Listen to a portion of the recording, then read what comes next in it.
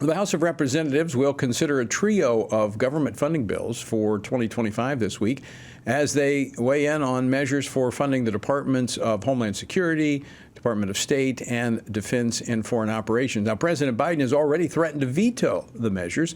In a statement of administration policy yesterday, the president took aim at the conservative policy provisions that Republicans have included in the appropriations measures. Joining me now to discuss this is Congressman Robert Aderholt, who serves on the House Appropriations Committee. He represents the 4th Congressional District of Alabama.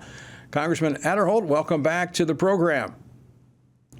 Tony, always good to be on Washington Watch and good to be with you, and thanks for having me on. Well, it's good to see you. I'm glad you made it into D.C. last night. We crossed paths in the airport there in Atlanta, and you got in earlier than I did, but we're both here. So let's talk about the appropriations bills that were set to go before the Rules Committee earlier this afternoon that the House is to take up this week. Give us the latest. Well, there's 3 appropriation bills that you referred to a little bit earlier, and really they deal with our national security. The Defense Appropriation Bill will be brought up, is scheduled to be brought up this week, as well as the Homeland Security Appropriations Bill, and then the Foreign Operations Appropriation Bill. Now, the foreign operation actually deals with how we deal with other countries, with foreign governments. A prime example of that is how we're helping Israel. And in the legislation, we're again supporting Israel to make sure that we do everything we can to stand by an ally that's been with us for such a long time. I think the amount that we're planning to put in this bill for Israel alone will be about $3.3 billion. But overall, the legislation is the funding mechanism for really national security, homeland security, and our foreign operation as we through the Department of State. Now, one thing that I do want to mention that is in these appropriation bills that I want to really give a lot of credit to the Speaker and to the Republican leadership is that they have required, and obviously there's many of us who are so glad to see that, is that we have got pro-family and pro-life riders that are in this legislation. Just to give an example of some of the things that we're including in here is like in, for example, the Defense Appropriation Bill prohibits paid leave and travel or related expenses of a federal employee or their dependents to obtain an abortion or an abortion-related service. Also protects against religious discrimination. And it prohibits the recruiting, the hiring, or promotion of any person who's been convicted or charged anything related to child pornography or sexual misconduct. So the Republicans want to put those riders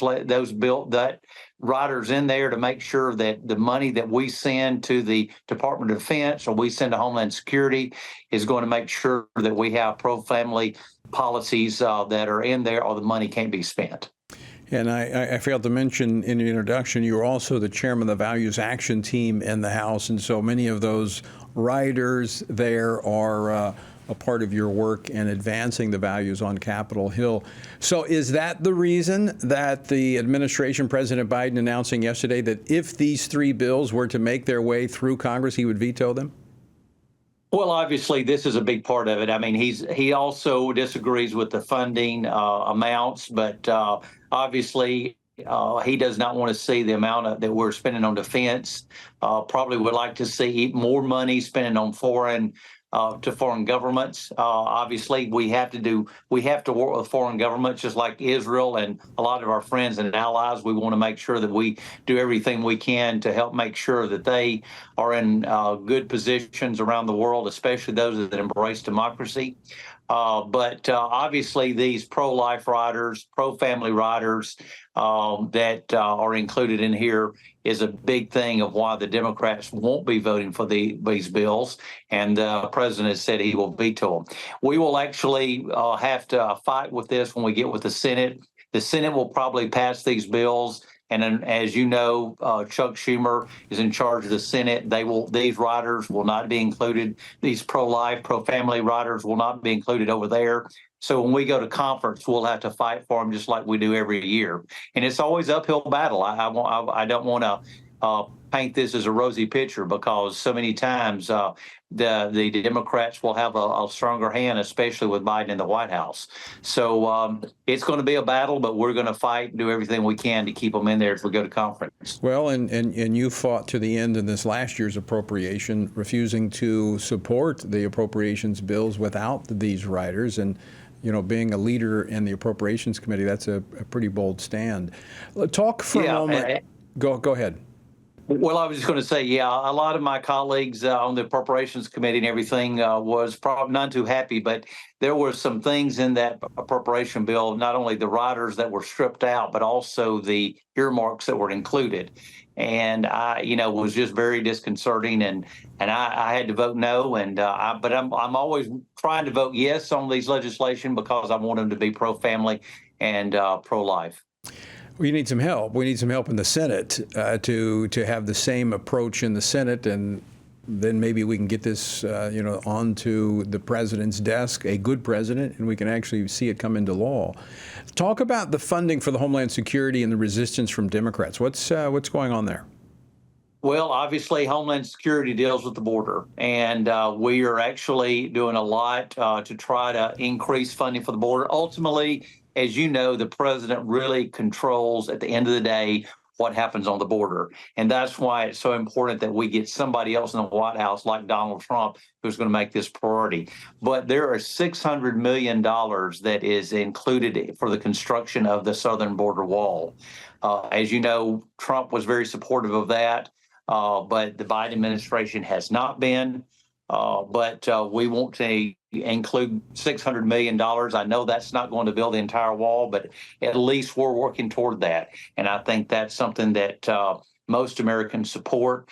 Also, it sustains funding for 22,000 Border Patrol agents and actually funds 50,000 detention beds, which I'm almost certain that is the most that has ever previously been appropriated. So there's a lot of good things in these appropriation bills. Appropriation bills are never perfect, but obviously you have to go through the process and work with the other side. But what we want to do is make it the best appropriation bills possible as we move forward. Congressman Aderholt, I know you have to go. You got another commitment. But very quickly, final question. If the House is able to pass this legislation, these three appropriations bills followed by others, does that put the House and the Republicans in a stronger position in the negotiations with the Senate? Oh, no question. I mean, we come to the table united. That does help. And obviously, it helps Mike Johnson, who I know is a mutual friend of both of us, so that when he goes and ultimately, at the end of the day, when he meets with Leader Schumer and they try to hash these out, knowing that he's got the backing of the House majority, makes all the difference. Congressman Robert Aderholt, thanks so much for taking time to join us this evening. Always great to have you on the program. Thanks, Tony. Always good to be with you, and we'll be in touch.